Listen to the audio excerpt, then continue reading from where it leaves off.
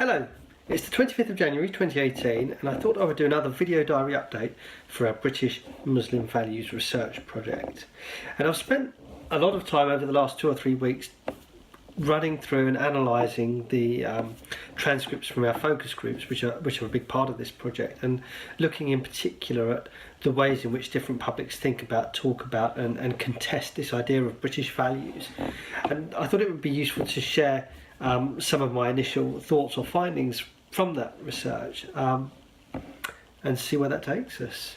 So one of the first things that we're finding, and this is unsurprising, is this idea that the term British values has multiple meanings. And for publics within our research that took part in our focus groups, there are at least 2 quite different understandings of what this term means. On the one hand, we've got people who use it in a very explicitly political way, that British values is about freedom and democracy and the rule of law and tolerance and so forth.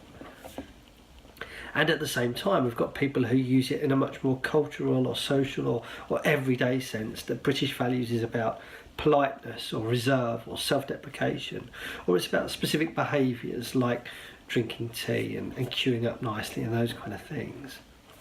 Now those 2 understandings, obviously they blur into one another, that tolerance is something that's protected politically but might also be part of everyday life, for example.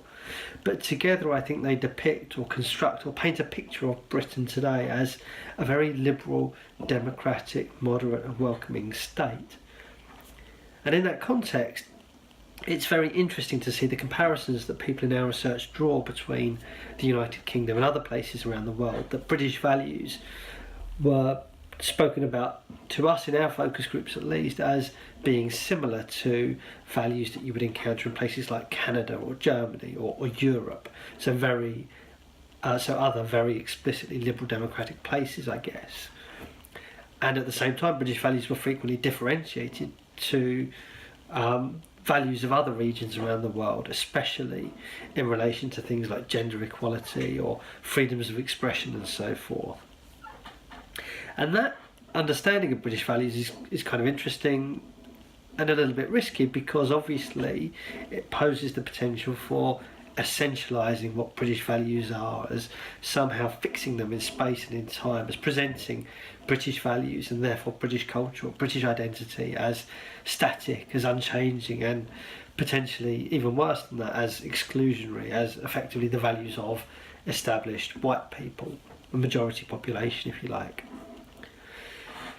But what's interesting within our focus groups at least is that risk of essentialism is or was nuanced or complicated or questioned, I guess, in several ways by our participants. On the one hand, we had lots and lots of people express ambiguity or uncertainty about what British values mean, making the argument that actually this is a really elusive phrase and it's not easy to pin down this concept.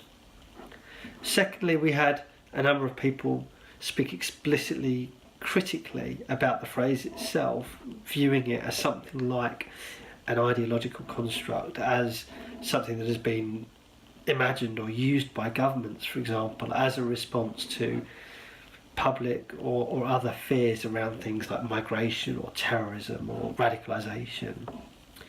And within that kind of argument, British values is an unpleasant discourse because it has echoes of colonialism, but also is potentially overtly racist or xenophobic and divisive.